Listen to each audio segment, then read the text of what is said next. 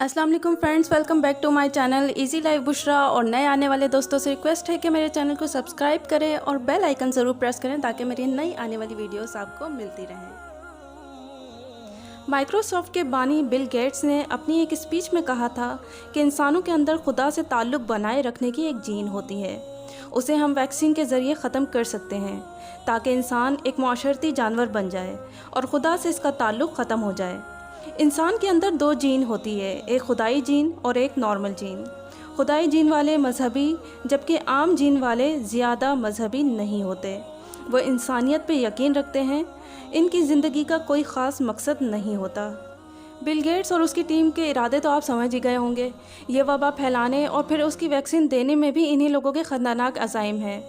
Bill Gates का कहना है कि हम जो वैक्सीन बनाएंगे वो मशरिक़ वस्ता के लोगों यानी मुसलमानों तक लाजमी पहुंचनी चाहिए ताकि उनके अंदर मजहबी जनूनियत को ख़त्म कर दिया जाए। लेकिन ये लोग ऐसा क्यों कर रहे हैं और ऐसा करने के लिए इनको कौन गाइड कर रहा है? ये एक बहुत इम्पॉर्टेंट सवाल है। यहूदियों की एक दस्तावेज़ में लिखा है कि उनके मसीह यानी दज्जाल की रूह उस जगह जहां उसे कैद किया हुआ है रोया करती है और यहूदियों की हालत पे गमगीन रहती है और बार बार उन मलाइका से जिन्होंने उसे कैद किया हुआ है से पूछती है कि उसे कब निकलने की इजाज़त मिलेगी। यहूदी मसीह दज्जाल, जिसे वो मसीह दाऊद भी कहते हैं, इसके मौजूदा मकाम के बारे में ज़्यादा ज़ाहिर नहीं करते या इब्लीस ने यहूदियों को इसके बारे में ज़्यादा इल्म दिया ही नहीं, या अगर दे भी चुका है तो यहूदी इस राज को बहुत छुपा के रखते हैं। लेकिन ये राजदारी उनकी अपनी सोच है। असल बात तो ये है कि ना तो उन यहूदियों को दज्जाल के मकाम का इल्म है और ना ही उस तक पहुंचने की कोई रसाई है। आज तक जितने भी यहूदी जादूगर गुजरे हैं वो भी अपने जादू और शैतानी इल्म के बावजूद दज्जाल का ठिकाना मालूम नहीं कर सके और ना ही आज तक उनके कोई मजहबी उलमा को ऐसा कुछ पता चला है। यहाँ तक कि उनके साइंटिस्ट और एस्ट्रोनॉट्स भी कोई खबर नहीं ला सके।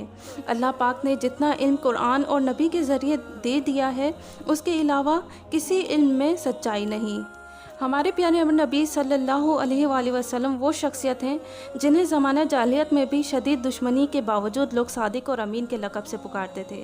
आप सल्लल्लाहु अलैहि वसल्लम ने ज़िंदगी भर झूठ नहीं बोला, लिहाजा आप सल्लल्लाहु अलैहि वसल्लम की पहुँचाई हुई मालूमात के अलावा और कोई मुस्तनद मालूमात नहीं। आइए अब समझते हैं कि दज्जाल कहाँ है। हज़रत फ़ातिमा बिनते ख़ुवैस रज़ियल्लाहु तआला अन्हा बयान करती हैं कि मैंने रसूल खुदा सल्लल्लाहु अलैहि वसल्लम की तरफ से मनादी करने वाले को मनादी करते सुना कि नमाज के लिए जमा हो जाओ, तो मैं भी चली और रसूल खुदा सल्लल्लाहु अलैहि वसल्लम के पीछे नमाज़ पढ़ी।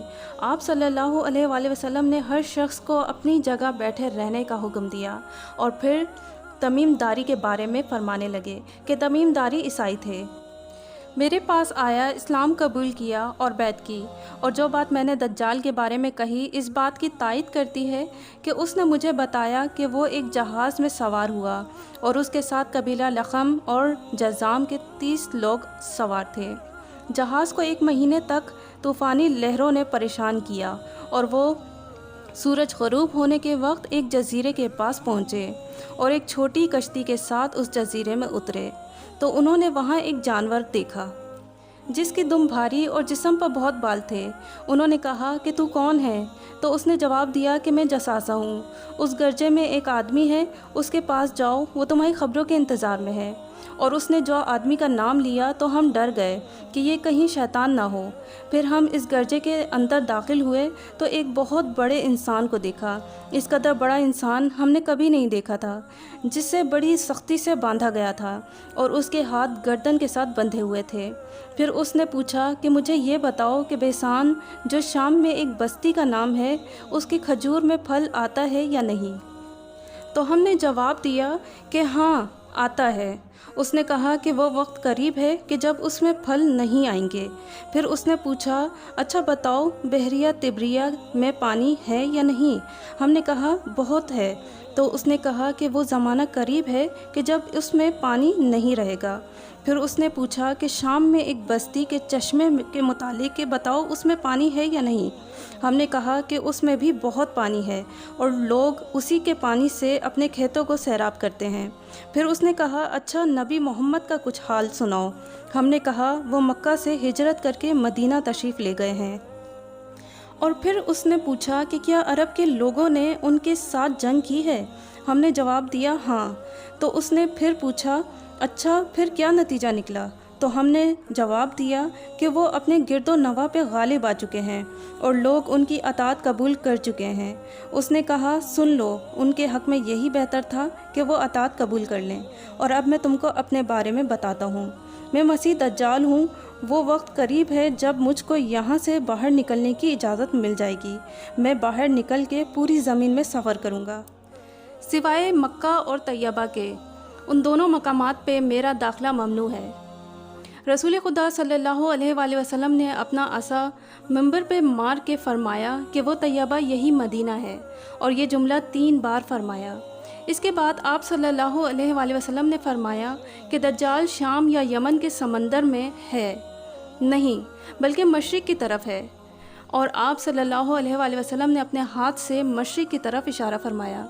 حدیث شریف میں دجال کے ان 3 سوالوں کے علاوہ ایک اور قابل غور بات ہے کہ صحابی نے فرمایا کہ جزیرے میں ہمیں ایک عجیب و غریب مخلوق ملی جس کے جسم پہ بہت بال تھے، اور بالوں کی وجہ سے اس کے آگے پیچھے کا پتہ نہیں لگتا تھا۔ ہم نے اس سے پوچھا تیرا ستیہ ناس ہو، تو کون ہے؟ تو اس نے کہا کہ میں جساسہ ہوں، اور یہاں یہ بتاتی چلوں کہ جساسہ جاسوسی کرنے والے کو کہتے ہیں۔ اس سے معلوم ہوا کہ جزیرے پہ دجال کے علاوہ جو واحد جاندار موجود تھا وہ جاسوسی کرنے والی یہ عجیب و غریب مخلوق تھی۔ اور یہاں یہ بات سمجھ میں آتی ہے کہ جاسوسی دجال کا ایک اہم ترین حربہ ہے۔ دجال پوری دنیا میں اپنے قیام کے استحکام کے لیے خفیہ جاسوسی کا جال بچھائے گا۔ ان جاسوسی فتنوں میں کچھ یہ ہیں، مثلا ڈیٹا انفارمیشن کے ذریعے پوری دنیا کے لوگوں کا ڈیٹا محفوظ کیا جا رہا ہے۔ وہ کیا کرتے ہیں اور کہاں جاتا ہے یہ بھی ایک سوال ہے۔ اس کے علاوہ فنگر پرنٹس اور دیگر معلومات مختلف ذریعے سے حاصل کی جاتی ہیں۔ نادرا جیسے ادارے سب معلومات کو بیلجیم کے دارالحکومت برسلز میں بھیجتے ہیں۔ ہماری نگرانی کے لیے ہر جگہ CCTV کیمراز موجود ہیں۔ آپ اپنے کمپیوٹر اور موبائل میں کون سی ویب سائٹ وزٹ کرتے ہیں، آپ چاہے کال پہ ہوں، ای میل کریں یا کوئی ویب سائٹ پہ جائیں، آپ کی ہر جگہ جاسوسی کی جاتی ہے۔ تو یہ ہے جساسہ کی جاسوسی۔ اب ہم واپس اس سوال پہ جاتے ہیں کہ دجال کہاں ہے؟ اتنے سیٹلائٹ کی موجودگی میں بھی دجال کے مقام کا کیوں علم نہیں؟ کچھ یہودی علماء کا کہنا ہے کہ دجال کنم میں ہے۔ کنم کے معنی چڑیا کا گھونسلہ بتاتے ہیں، اور کبھی پہاڑ کا غار، اور کبھی ان کا ٹھکانہ زمین کے نیچے بتاتے ہیں، اور کبھی زمین کے قریب سیاروں پہ۔ اسے وہ زبل یا جبل کہتے ہیں۔ ان کے مطابق یہی مسیح دجال کی رہائش ہے اور یہ یہاں موجود ہے، لیکن اصل میں یہ اپنی جہالت پہ پردہ ڈالتے ہیں۔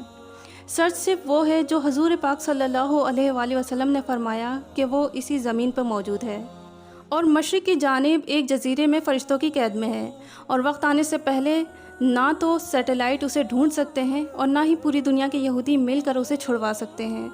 دجال کا ٹھکانہ تاحال انسانی آنکھ سے پوشیدہ ہے، جو اس وقت نکلے گا جب اس کے نکلنے کی تمام نشانیاں پوری ہوں گی، اور موجودہ حالات جس تیزی سے ایک نیا رخ لے رہے ہیں تو زیادہ امکان یہی ہے کہ دجال کے خروج کا وقت اب زیادہ دور نہیں۔ امید کرتی ہوں آج کے ٹاپک سے آپ کو کچھ نیا جاننے کو ملا ہوگا۔